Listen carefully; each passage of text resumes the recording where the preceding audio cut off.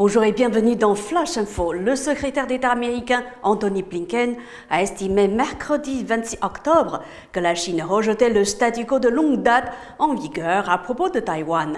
Il a réitéré l'analyse de Washington selon laquelle Pékin entend accélérer le calendrier en vue de sa réunification avec l'île.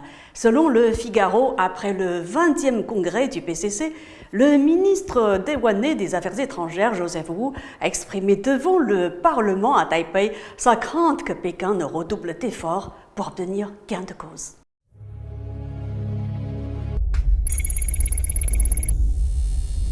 Alors que le président chinois Xi Jinping doit recevoir la semaine prochaine le chancelier allemand Olaf Scholz, le Conseil des ministres allemands, sous la pression de la chancellerie fédérale et contre l'avis de 6 ministres, a donné son feu vert pour que le 3e armateur chinois, la compagnie COSCO, soit autorisé à acheter 24,9% des parts de la société qui détient le terminal de conteneurs Tolero dans le port de Hambourg.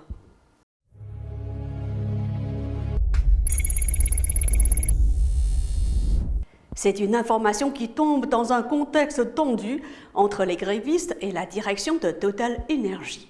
Le groupe pétrolier a annoncé le 27 octobre un bénéfice net de 6,6 milliards de dollars au 3e trimestre, en hausse de 43% par rapport à celui du 3e trimestre 2021, grâce notamment aux résultats records des activités de gaz et de gaz naturel liquéfié. Le pétrole et le gaz, notamment le gaz naturel liquéfié, dont les prix se sont envolés alors que l'Europe cherchait à remplir ses réservoirs pour l'hiver, ont largement dopé les profits du groupe.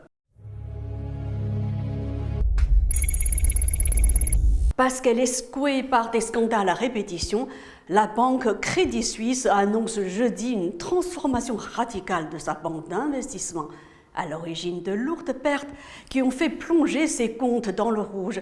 Crédit Suisse va supprimer 9000 postes d'ici à 2025 et ses effectifs seront réduits à 43 000 employés à temps plein, contre 52 000 actuellement. Cela va se passer à travers des licenciements et des départs naturels.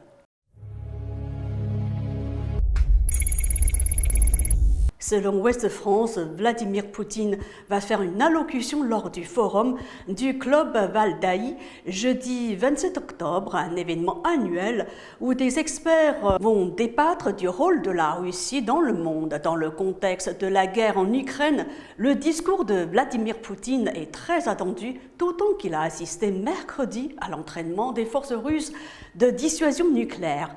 Sur le champ de bataille, le ministère russe de la Défense a affirmé que ses forces avaient repoussé des attaques de l'armée ukrainienne dans le sud et l'est de l'Ukraine. Le 8 novembre, plus de 160 millions d'électeurs américains seront appelés aux urnes pour les élections de mi-mandat. Ils voteront pour renouveler l'intégralité de la Chambre des représentants et une partie du Sénat.